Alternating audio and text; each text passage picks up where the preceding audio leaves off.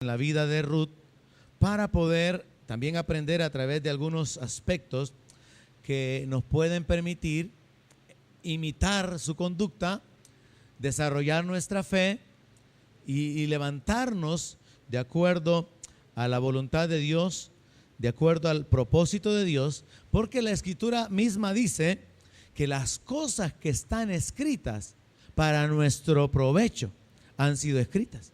Entonces, todo lo que está en la palabra, aunque sea una historia, es una historia que contiene principios espirituales que van a bendecir nuestra vida, que van a edificar nuestra vida.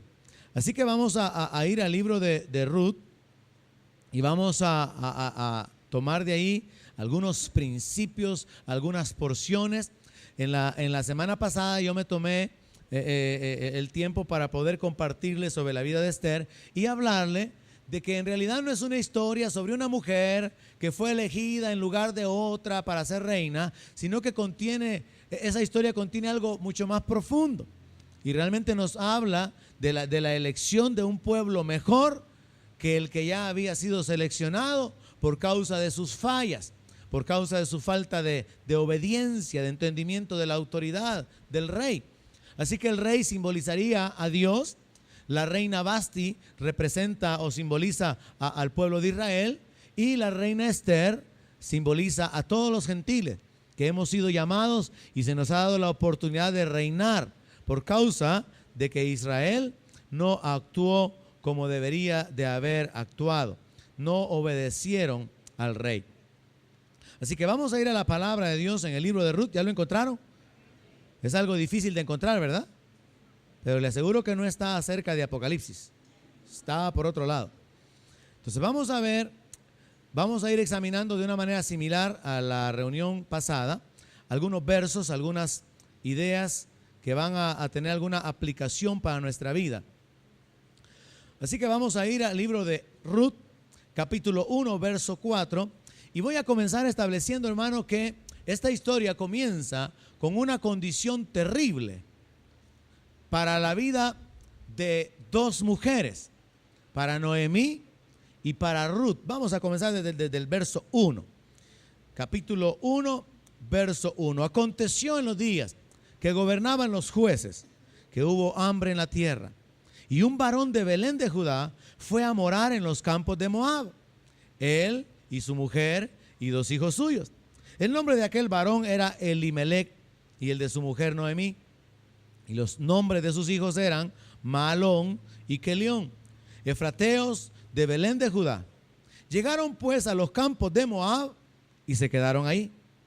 Y murió Elimelech, marido de Noemí, y quedó ella con sus dos hijos, los cuales tomaron para sí mujeres moabitas. El nombre de una era Orfa, y el nombre de la otra Ruth. Y habitaron allí unos 10 años.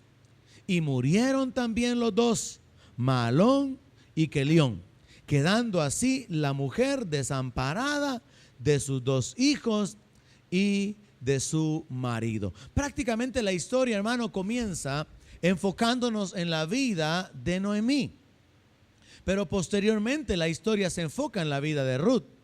Pero primero tenemos que darnos cuenta de algunos detalles relacionados con la vida de Noemí. Esta mujer queda en una condición terrible porque era una mujer de edad. Ya no era una mujer joven, podríamos decir, era una mujer vieja. Era una mujer que ya tenía hijos adultos y es una mujer que está en una tierra extraña. Es una mujer que se queda viuda. Es una mujer que se queda sin hijos y según la historia, el marido no le dejó nada. Igual que como quedarían algunas hermanas si su marido se muriera hoy. Dice aquí la palabra que ella se quedó sin nada. No había herencia, no había descendencia. Así que la condición para esta mujer era tremenda. Imagínese usted viviendo en otro país que no es su país. Sin esposo, sin aquel que ha estado con usted, ayudándola a desarrollarse, apoyándola, sin hijos, sin descendencia, sin herencia, sin posesiones, sin nada. Esta mujer ahora se está dando cuenta de que su vida para adelante, en el futuro, no le está presentando ninguna expectativa de bonanza, ninguna expectativa de prosperidad ni de bendición.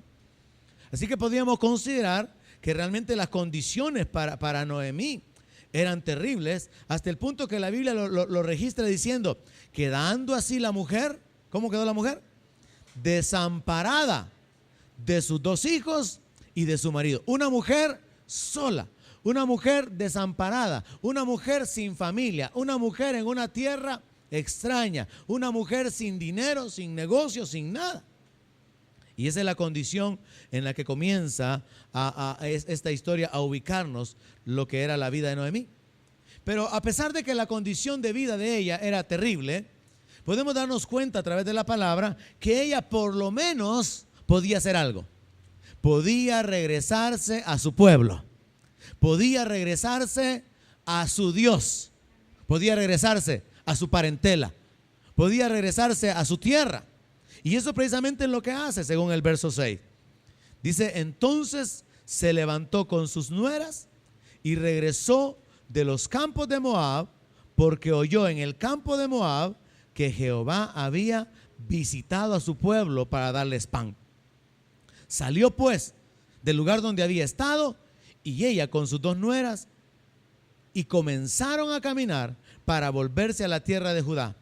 Y Noemí dijo a sus 2 nueras, andad, volveos cada una a la casa de su madre.